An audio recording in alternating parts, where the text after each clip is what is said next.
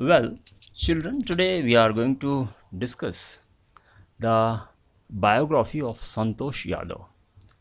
She was a famous mountaineer and she was the only woman who had scaled Mount Everest twice, and thus she had made a world record.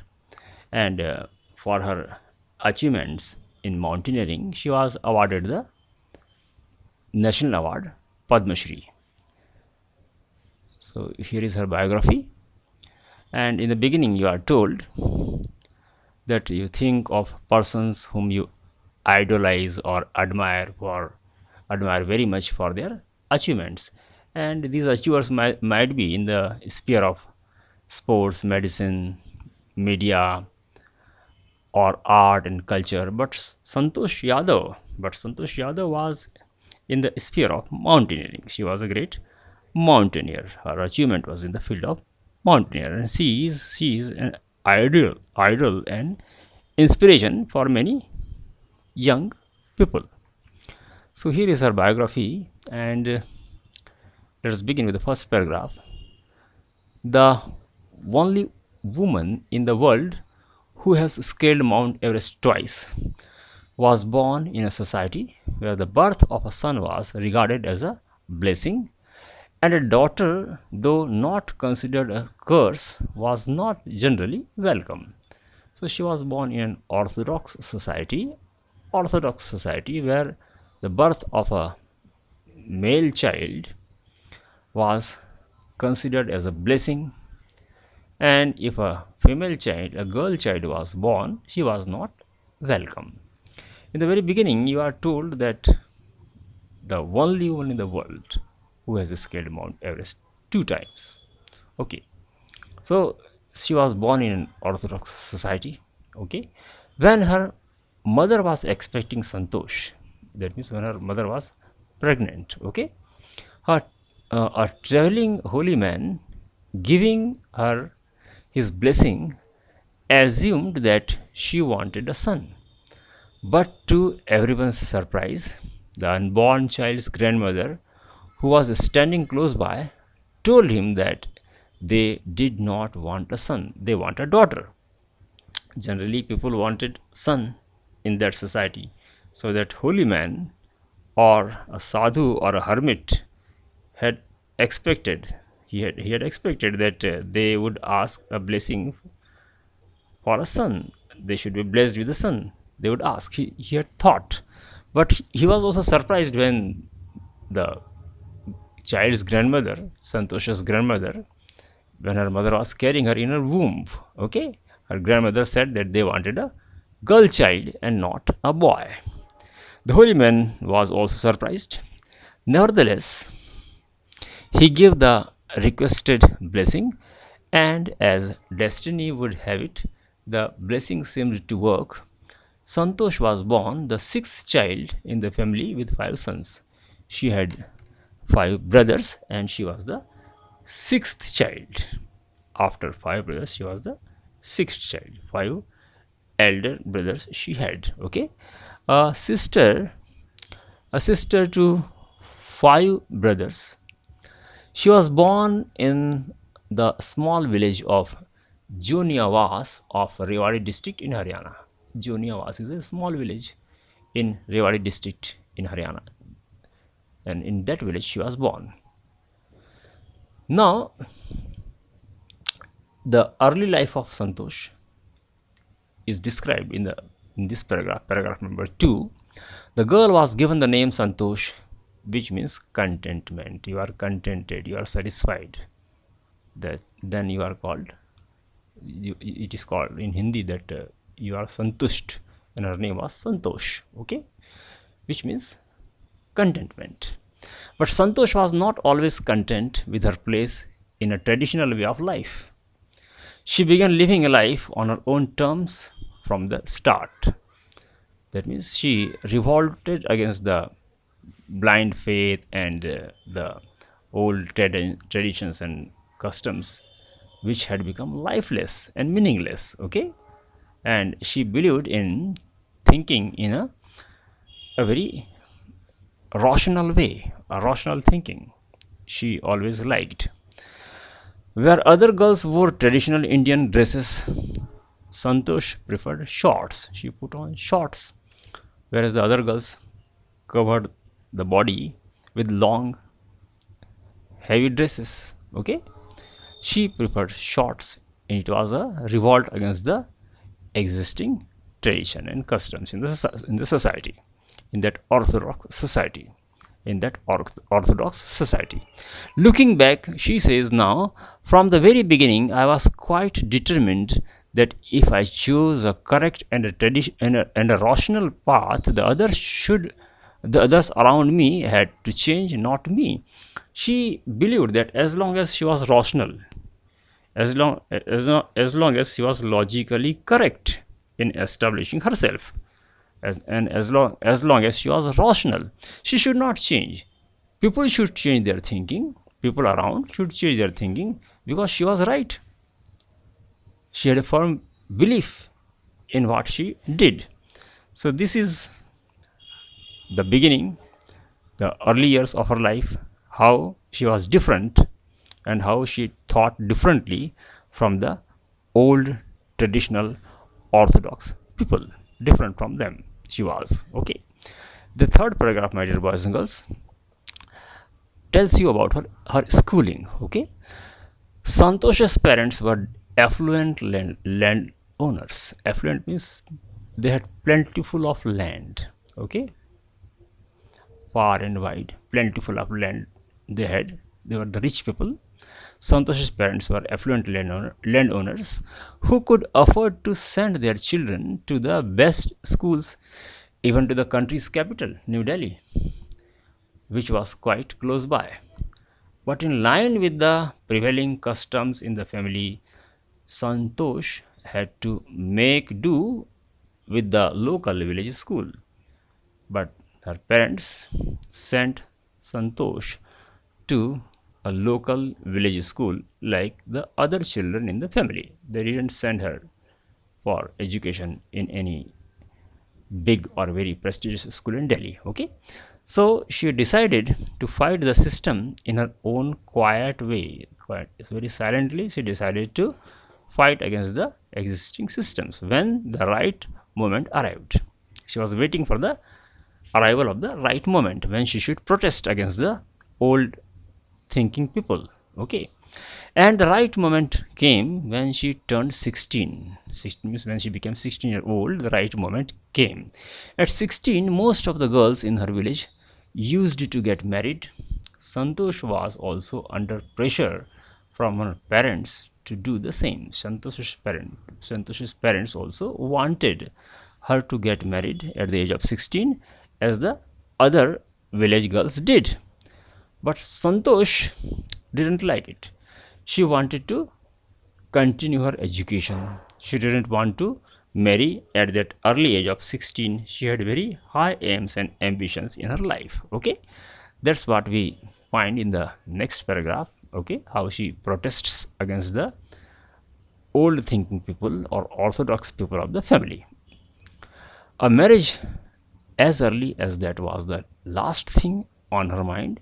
She threatened her parents, that means she gave a threat to her parents that she would never marry if she did not get a proper education. That means education was supreme on her mind. She wanted to take education.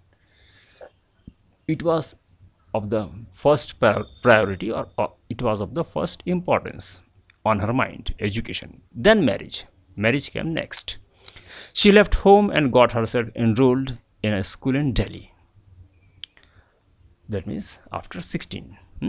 When her parents refused to pay for her education, she politely informed them of her plans to earn money by working part-time to pay her school fees.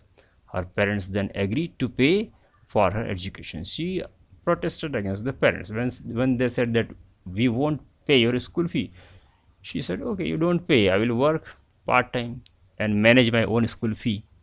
So the parents melted and then they paid her school fee. Thus she was able to continue her education in a school in Delhi. Okay, Then after her education in Delhi, what she does further, that is there in this fifth paragraph. Okay, after high school, what she does, that is in this fifth paragraph. Wishing always to study a bit more, and with her father slowly getting used to her urge for more education. That means her father also agreed that she should now study further. Okay, so Santosh passed the high school examinations and went to Jaipur. Jaipur is in Rajasthan. She went there. She joined Maharani College, Maharani College, and got a room in Kasturba Hostel. This Kasturba Hostel is the hostel in the Maharani College. For the girls, this hostel was there, Kasturba Hostel. Okay. Santosh remembers Kasturba Hostel faced the Kasturba Hostel faced the Arauli Hills. These Arauli Hills are the hills in Rajasthan. Okay, and when she opened the window of her hostel, she found the window was facing the Arauli Hills. These are not very high or lofty hills. These are the small hills, Arauli Hills. Okay. She says, I used to watch villages from my room, that means from the window of her room, going up the hill and suddenly vanishing. They went up the hill and then they suddenly disappeared. She was very curious to know where they disappeared. They climbed the hill and then they disappeared to the other side. After a while, they disappeared. Okay. One day, I decided to check it out myself. I found nobody except a few mountaineers. So those climbers who were climbing the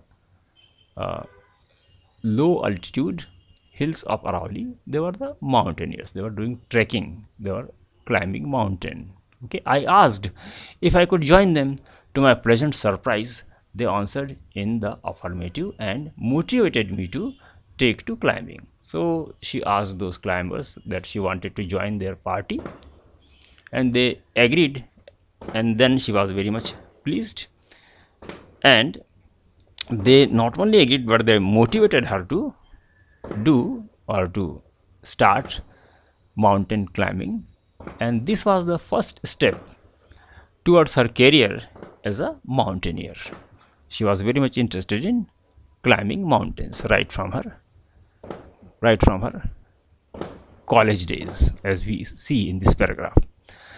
Then in the sixth paragraph, what she does in this sphere further, you are told how she formally takes education in mountaineering. You are told in the sixth paragraph. Then there was no looking back for this determined young girl.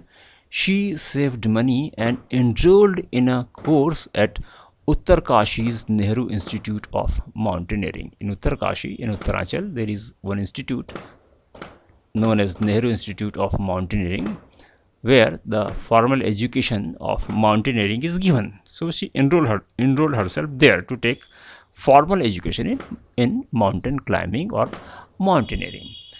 My college semester in Jaipur was to end in April, but it ended on the 19th of May, and I was supposed to be in Uttarkashi on the 21st. So that means 19 and 21st, there was only 2 days gap. So she couldn't go to her village to inform her parents. Okay, to inform her parents, she couldn't go to village. So I did not go back home. Instead, I headed straight for the training in Uttarkashi's Nehru Institute. Okay, there she straight went. I had to write a letter of apology. Apology means you say sorry to somebody. That means you apologize. So she wrote a letter saying sorry. She says, so I had to write a letter of apology to my father, without whose permission I had got myself enrolled at Uttarkashi. She had not taken her father's permission, but she was very much for mountaineering. She wanted to excel in that sphere, in that field, and that's why she had taken admission there. And she informs her wish, her what she had done. She had taken admission in Uttarkashi's Nehru Institute, Nehru Institute, she informs it to her father. Okay. Well then, thereafter, Santosh went on an expedition every year. After taking formal education in mountaineering, she went on mountaineering expedition every year. Her climbing skills matured rapidly. Also, she developed a remarkable resistance to cold and altitude. These hills are cold. There the there the climate is cold because they are the high hills, and at altitude there is less oxygen you have to manage. So she developed her resistance to cold climate and high altitudes in the hills while practicing practicing mountaineering in the hills. Okay. Equipped with the iron will, physical endurance, and an amazing mental toughness. These were the qualities of her character. She had an iron will, she had an iron will, she had physical endurance and an amazing mental toughness. Mentally she was tough. She proved herself repeatedly. Repeatedly she proved her worth. Okay. The culmination of her hard work, culmination means peak point of her hard work and sincerity came in 1992. This was the eventful year in her life. Just 4 years after she had shyly asked the Aravalli mountaineers if she could join them. So from that time, just 4 years had passed and she made the achievement. Okay, what achievement was it? At barely 20 years of age, Santosh Yadav scaled Mount Everest, becoming the youngest woman in the world to achieve the feat. She was the youngest woman in the world who had climbed Mount Everest. This achievement she had made. Then, if her climbing skills, physical fitness, and mental strength impressed her seniors, her concern for others and desire to work together with them found her a special place in the hearts of in the hearts of fellow climbers. So not only she was a good mountain climber or a good mountaineer, but she had a great human heart. She was a humanist, a, a woman with humanitarian concern. Okay, how she helped the fellow climbers, that we'll find in the next paragraph. How she had a feeling for them and how she extended helping hand to them, how she cooperated with them and saved their life, that we'll find in this paragraph number 8. During the 1992 Everest mission, Santosh Yadav provided special care to a climber who lay dying at the South Col. She was unfortunately unsuccessful in saving him. She tried, but she couldn't save that mountaineer. Okay. However, she managed to save another climber, Mohan Singh, who would have met with the same fate had she not shared her oxygen with him. She shared her oxygen with Mohan Singh. Mohan Singh fell short of oxygen, so she shared her oxygen with him and saved his life. So this shows that she had concern for the fellow climbers also, and she was always there to extend a helping hand to them whenever it was required. So that is what we have seen in this paragraph number 8. Then paragraph number 9, how she further progresses in mountaineering. Within 12 months, within 12 months, Santosh found herself a member of an Indo-Nepalese women's expedition that invited her to join them. That means one expedition was going to climb Mount Everest. Okay, it was the expedition of women from India and Nepal. So it was Indo-Nepalese women's expedition and they invited Santosh also to join them, to join their party. She then scaled the Everest a second time, thus setting a record as the only woman to have scaled the Everest twice. So in that expedition, again she climbed Mount Everest and set a world record, and securing for herself and India a unique place in the annals of mountaineering. In recognition of her achievements, the Indian government bestowed upon her one of the nation's top honors, the Padmashri. She was awarded with Padmashri Award for her achievement in mountaineering. Okay, thus the government of India also recognized her mountaineering, uh, and they gave a recognition to her skill, her achievement, and they honored her with this award, Padma Shri. This is there in the paragraph number 9. We have seen, my dear boys and girls, in the paragraph number 10, how she felt when she climbed Mount Everest and what she did there. This is what we will find in this, paragraph number 10. Describing her feelings when she was literally on the top of the world, Santosh has said, "It took some time for the enormity of the moment to sink in." Enormity means hugeness, bigness. It was a very huge, very big, very extraordinary moment. Climbing the Mount Everest was a very big achievement, a big moment for her. So she was very overjoyed and excited. So she says it took some time to digest it, okay, to become her own self, to control her feelings and her mind. Okay, when it happened, then she says, then I unfurled the Indian tricolor, national flag, Tiranga or tricolor, and held it aloft on the roof of the world. She unfurled and hoisted tricolor on Mount Everest. The feeling is indescribable, that can't be described, she says. Okay, she was overwhelmed with the feelings. She couldn't describe her feelings, she says. Then the Indian flag was flying on top of the world.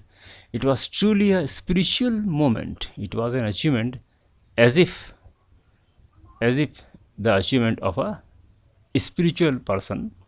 Like that, it was an achievement, she says. It was a spiritual moment.